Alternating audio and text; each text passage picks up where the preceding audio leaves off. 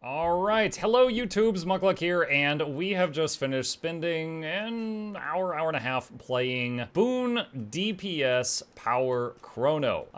Usually I will say if it's quick or Alac, however Chrono is the only class in the game that with the same build, with the same playstyle, with the same gear, can change one trait and be Alac or quick. So that is a huge advantage to them. They can join a group and just say, hey, do you need Alac DPS or quick DPS? And the group says whatever, and then they can just change to be accommodating for that. Or the same trait can also be DPS down here, but that one actually plays differently. These two play the exact same. This one plays a little differently, but that's the pure damage version, the quick version, the Alac version. It's pretty much never been simpler. The class itself. So as always, just to show a brief demonstration to show that I have kind of learned what I'm doing. So we're just going to hit this guy, and we're going to do this, and this, and this, and this, and this, and this, and this, and we're going to shatter. And we're going to use our heal to reset the cooldown of Phantasmal Berserker.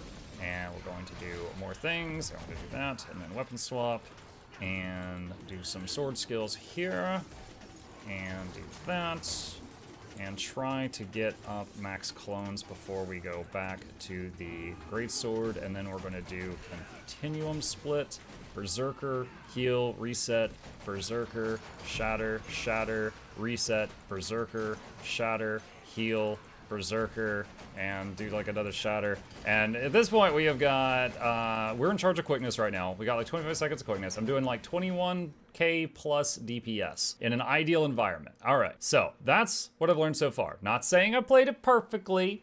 I'm just saying that's what I've learned so far. I got my knowledge for this one from the Guild Gen Power Chronomancer DPS build made by Guild Gen and or Valen. And we are running the following equipment. I'll do this over here just so I don't blind you guys. Equipment, we have got a mixture of Berserker and Assassin's gear. Our weapons are Greatsword and Dagger Sword. There is Force and Impact on both weapon sets. Rune of Infiltration on the armor, and Relic of the Thief down here. This is the build, if you want it.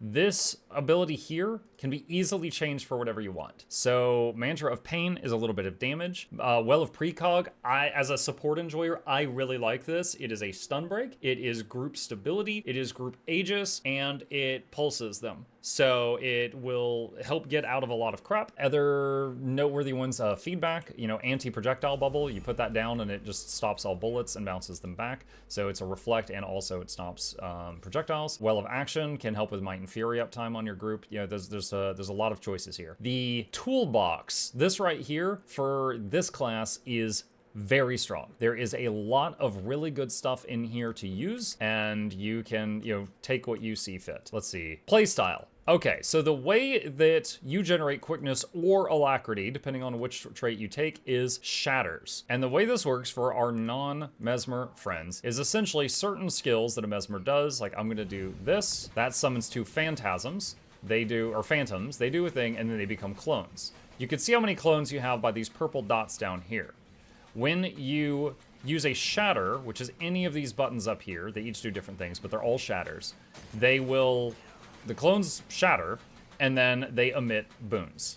So if I do some stuff here to spawn the max number of clones, I'm gonna do that, and then 1, 2, 3, and then shatter, and then we have boons for a while, and there's the quickness right there. So the entire setup for keeping boons up is generating phantoms that turn into clones that you then shatter to generate the boons, repeating. That is how you generate the clones. As far as doing damage, because the role of this job is to generate boons first and then do damage second, and I was doing 21k in a perfect scenario, you are basically using Greatsword 2 and 3 and Sword 2 and 3, or sorry, Dagger 2 and 3 off cooldown. Pretty easy to remember. You don't even have to read the moves if you don't want to. I'd recommend you do, but it's pretty easy to remember. Additionally, Well of Calamity is damage, and Phantasmal Disenchanter helps summon phantasms. So the DPS thing that you're doing after you are generating your boons is super simple. Is you whack-a-mole the 2 and the 3 button no matter what weapon you're on, and you whack-a-mole the Well of Calamity. That's pretty much it. 0 boon duration, yes. So we are running Berserker and Assassin's gear as mentioned, which is an advantage to this build. It is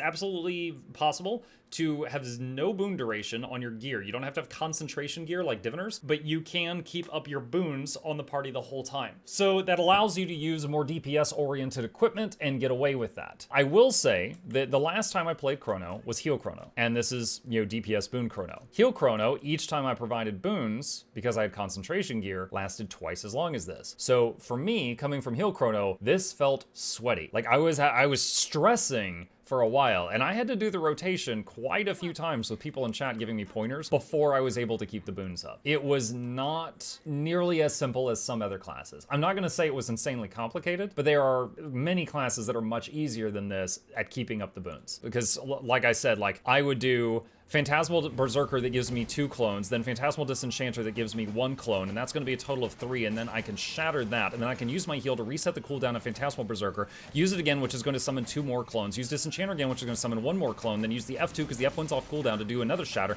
weapon swap, and use the Sword 5 to make another clone, spam the 2 and the 3 because that's off cooldown. We could throw a well just because we got free time. We got 3 dots, we're going to use Split Second, then we're going to use the Phantasmal Swordsman again, weapon swap back to... That's just the shattering. That crap is just keeping the boons up. There's a lot going on there. It is not something that it's like I did Quick Deadeye recently, and that was just like, oh yeah, you hit F2 every time it lights up, and then these buttons also make your F2 light up. That's the boons. It's not that simple. So I will say, like, as I was playing this, we went and did the daily strike missions and stuff like that, and I honestly felt more like I was playing a mobile game down here in the corner. Wait, that sounds so bad to say.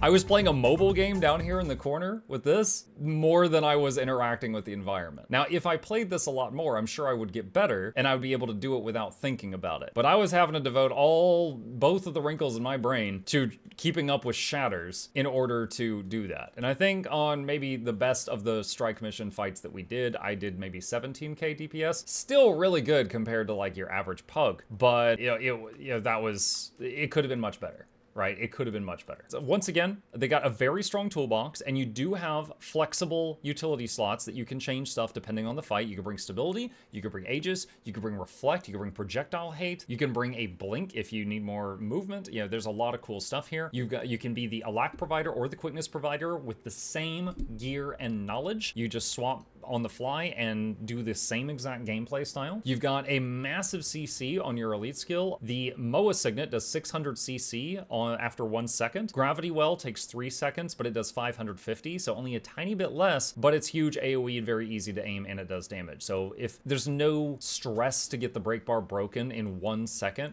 Gravity Well has grown on me because it does a large area, it also does damage, and it does almost as much CC, so that's a really good option as well. Mass Invis allows for some cheeky strategies on things like Harvest Temple. Oh, another trick that I was taught by someone in chat is if someone is downstate and they're standing in fire, you can use Distortion to go invulnerable for a few seconds to try to get that revive off to save them. That was a pretty cool thing. Overall, as far as my own personal enjoyment of it, this kind of reminds me of when I tried Healbrand, and I was just not good at, like, in the few hours I spent playing it, by the end of it, I was still bad, Like Quick Deadeye, by the end of it, I was doing 30k and I was 100% boon duration and I was doing great. But this was complex enough that in the less than 2 hours I think that I played it, I was not able to feel like I had gotten a mastery. I felt like I had just gotten the basics of the basics. Like I knew enough to be dangerous, Like I could do 20k on a dummy, I could keep the boons up. I was making a lot of mistakes other than that because I was having to stare down here so much compared to what's going on up here. But with more practice, you'd probably be able to do that without even thinking about it. You'd be a very flexible support in most groups. Again, you can use like full DPS gear and you can get away with it. I believe the reasoning for the Assassin's gear, because this is like half Berserker, half Assassins, and I'll have a link to the Guild Gen guide I used to put this together.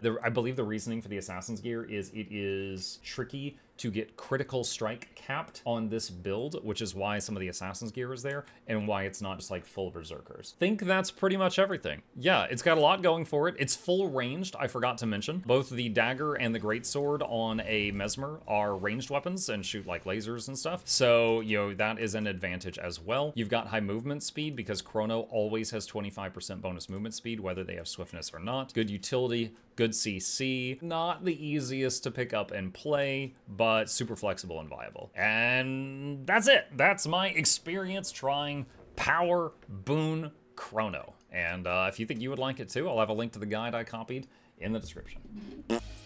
Oh, and if you think I did anything wrong, tell me down below.